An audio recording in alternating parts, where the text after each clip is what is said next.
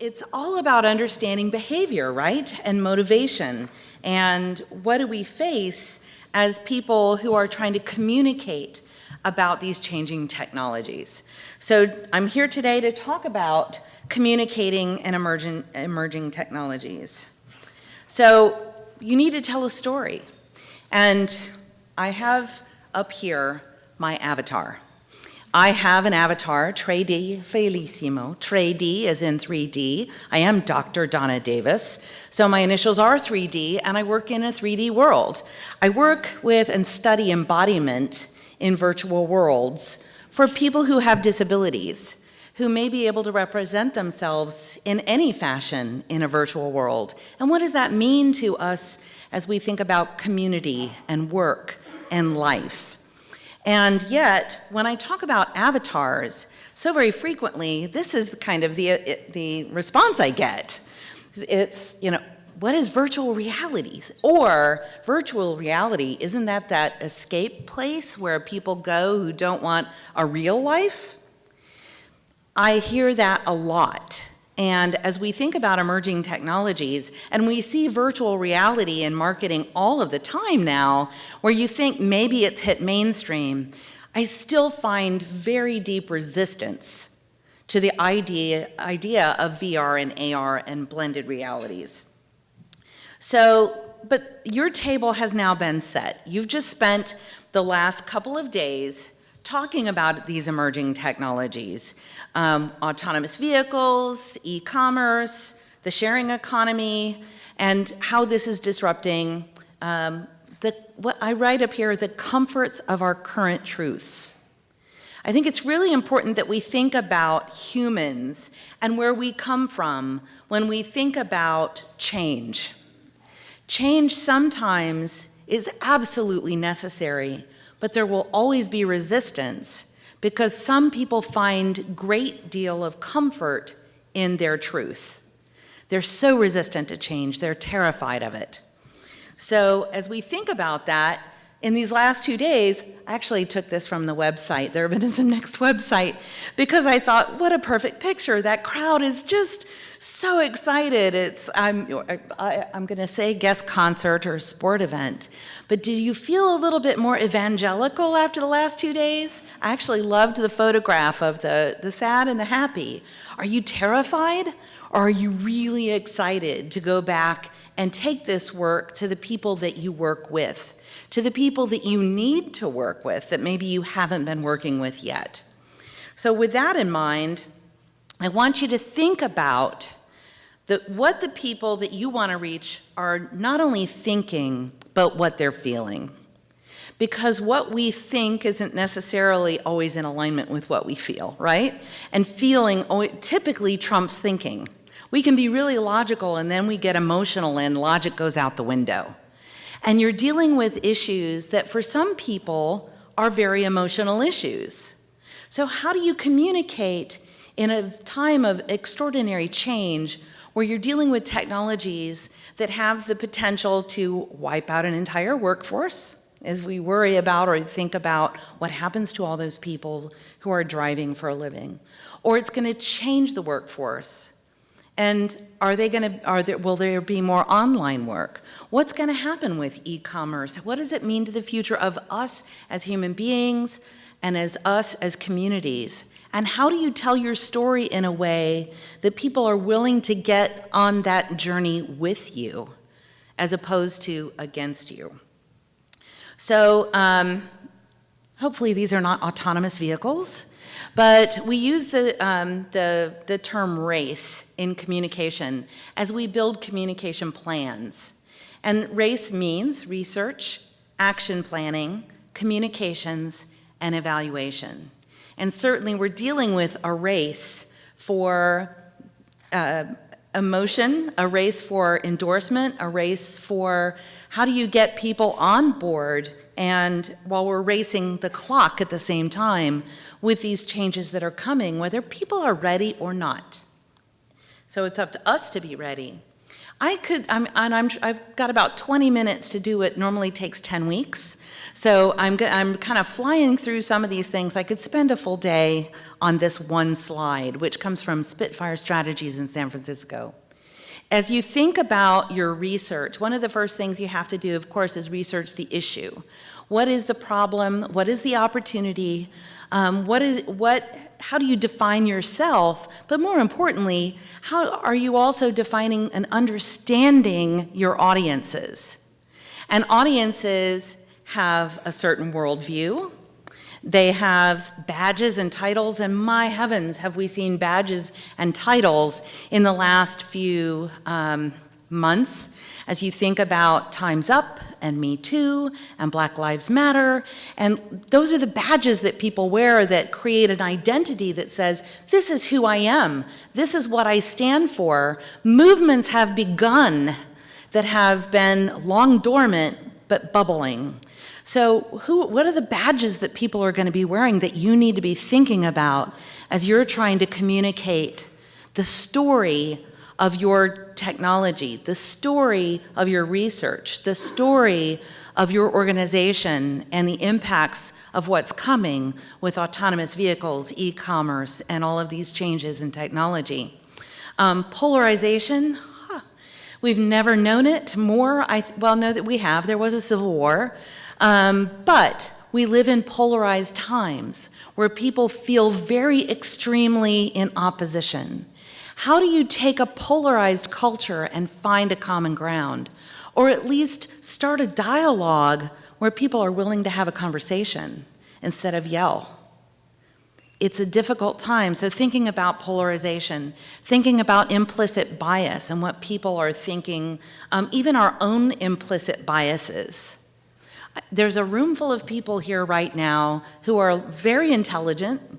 You're very forward-thinking. You're here with a common thought, a common mission, a lot of common ideas on the way that you see the future changing and evolving, and trying to find solutions in that change.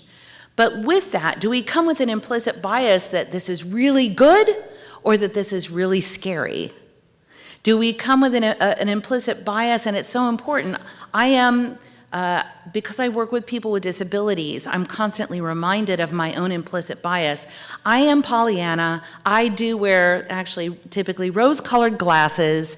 I see optimism and beauty in everything. And I always want to say, isn't this a wonderful thing for people with disabilities? And people with disabilities will be the first to remind me about my implicit bias because I'm not a person with disability. I don't know their experience, and I need to understand their experience in order to tell their story. And no, it's not just the solution. It's an augmentation, not a replacement. These are really important details in the way we tell our stories in ways that we don't alienate the people that we're trying to communicate with and whose attitudes we're trying to change. So think of even your own implicit biases as you craft your messages. Lived experience, as I just talked about with the communities I work with, and habits. We have habits. Sometimes they're really bad habits, but they're habits, and habits are hard to break. So trying to understand people's habits and how do you break those habits. Think about the big changes, even as we think about transportation. I am one of those people who's old enough to remember the jingle, buckle up for safety, buckle up. Obviously, I can't sing, but if you think about getting people to wear seatbelts in cars, there was so much communication about how to do that for so long, and still it never happened until it became illegal. The law changed, and you'd get a ticket, and it would cost you money. Okay, now there's an expense related to that behavior. So people started to buckle up. Think about habits, whether they're good ones or bad ones, and what can you do to change those habits? As we think about, especially as we think about polarized communities, maybe you look at the Drudge Report. Maybe you do for fun, maybe you do just to rile yourself up, maybe you do because you believe in it. But these are just a couple of examples of tweets from Matt Drudge talking about Hurricane Matthew as it was coming in a couple of years ago, and talking about how ridiculous the media and the government was that they were fear-mongering, right? And that this whole thing of climate change is just ridiculous. It's fear-mongering. When we think about the trust that people have in government and in media right now, as in not a lot, it only continues to polarize our people. So if these tweets from Matt Drudge are offensive to you, we know, based on the tweets that come out every day from lots of different sources, that there are just as many people who are going, yeah, think about the people that you're dealing with, that you're trying to communicate with, and where they're coming from. This is a worldview issue. So as you're thinking about change and automation, think about the worldview of the people who might be reading your tweets. So I won't spend any time on this, but if you go to the PBS NewsHour or npr.org and Google the bubble quiz, it's a really quick quiz. It'll even enlighten you on the bubble you might live in. Do you live in a bubble? And what bubble is that? And we think about communications bubbles being the ones that we put ourselves in by the communication we consume. So, what is your Twitter feed? What is your Facebook tweet? What is your Instagram feed? What is your news consumption during the day? And what bubble does that put you in? And do you live outside that bubble at all? And think about the other bubbles that people are living in and that they create. So that will help you with your research in the RACE formula. Moving on to the A in the action planning, that's where you define and really clearly define what are your goals and objectives. Goals, what is that big thing, the big goal that you have? Is it to change transit in urban communities? And if so, you have measurable and quantifiable objectives that would be, we do that by, whose opinions are you going to have to change? What laws and policies are you going to have to put in place? And in what kind of time frame are you going to have to do that? What communication do you need to put in place in order for that to happen? So goals, the big picture, objectives, these are how we're going to get it done. You've got to put that in place with your A. Then you need to craft your message carefully in your action plan. Crafting your message starts with building a theme. I teach a strategic communication campaigns class, and our students worked with Becky and Nico last term to develop a campaign for Urbanism Next, much of which you've seen sprinkled throughout the program and the contents of the last couple of days, including the theme of cities that think ahead, stay ahead. So that emerged from the planning process in the campaign plan. You build the theme, you establish your messaging, and you stick to it. If you understand anything about a story arc, you have a story, you have a message, and you stick to that message all the time. People will attempt to take you off message. Always bring it back. What is the key theme?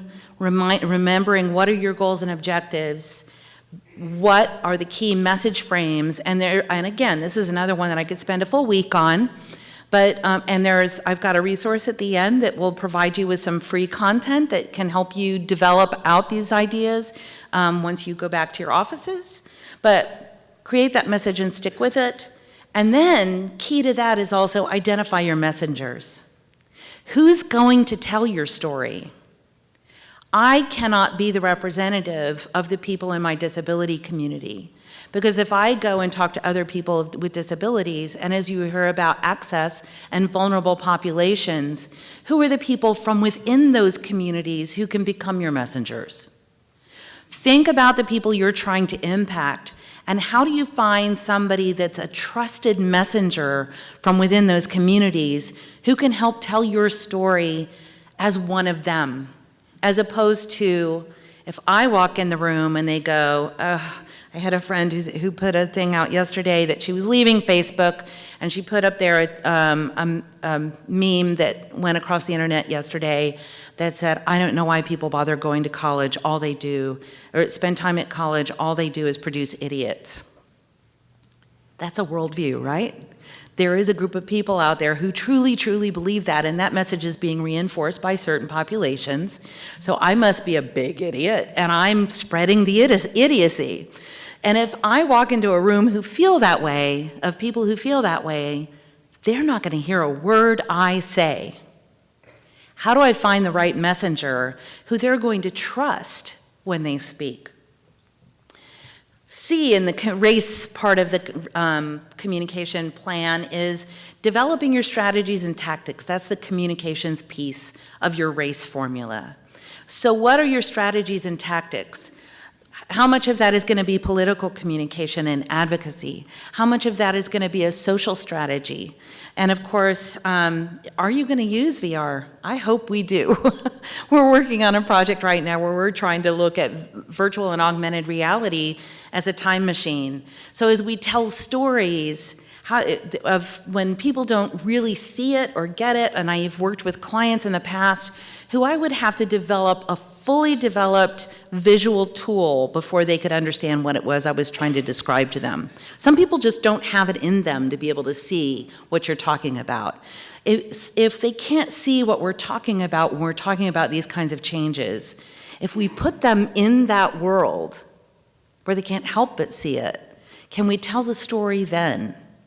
On the other hand, as we think about strategies, remember, if the person, when you say VR, sees this, then you've failed. You've got to, when you think about strategies and tactics, go back to who is it you're trying to communicate with? And then how are they going to receive the message? You've got the right messenger, you have to have the right platform. If you're trying to reach Gen Z, you're not going to get them on Facebook. If you're trying to reach my parents, you're not going to get them on CNN or on Instagram. Who are you trying to reach? Where do they consume media? What is their worldview? And how do you then craft your message, think about your strategies and tactics, and remember always who's your target audience so that you're crafting that message in a way that they've found it because you've found the right distribution system.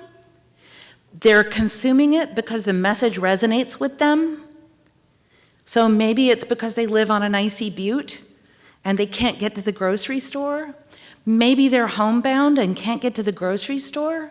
Maybe they're homebound and can't get to the doctor, which was one of the blog posts on the Urbanism Next website recently. So think about those things. Then the last piece is evaluation. In the RAISE formula, you have to also remember, how do you know that the work you've done has worked? You've got to be able to measure impacts. Otherwise, you've just kind of shot everything into the wind and hope it hit, right? Make sure that you have an evaluation plan. Then, of course, the big trick for most of us is resources. How are you going to get this done? So, okay, good, you can probably read that. If you don't already have one, how many of you have professional communications people on staff? Okay, about a third it looks like. If you don't, find one, and a qualified communications professional, or find an agency that's in this field, and there are a booming number of agencies that are both focused on tech or social impact. So a number of them in Portland, largely on the West Coast, but they're doing social impact communication. And when we think about social impact, what are the social impacts of the things that you're trying to communicate about right now? You may also work with your local university. We have a couple of students here who were working on the campaign with Urbanism Next earlier this year. It may be that there's a course, whether it's in a graduate program or an undergraduate program. If it's in a college or school of journalism and communication, they likely have advertising and PR programs that likely have capstone classes that need clients. Reach out to them and say, can your students develop a campaign for us? It's a great resource. And they also usually have interns, and even in our program, our students have capstone projects as their final projects. So you might find that you have a graduate student who'd want to work with you as part of their research in developing a communication plan. And there are also wonderful free resources out there, including online tools from Spitfire Strategies, who actually had the model of all the different badges and worldviews, the image that I had up there earlier. Spitfire is remarkable, and if you look at mindfulmessaging.spitfirestrategies.com, there is an entire plan there that will help outline some of these things for you all over again and give you some really wonderful tools that you can fill in. What is our vision? Who is our audience? What are we trying to convey? And how are we going to do that? There are message boxes, and that's my duck telling me it's time for me to stop. So with that, I will say thank you very much and good luck communicating.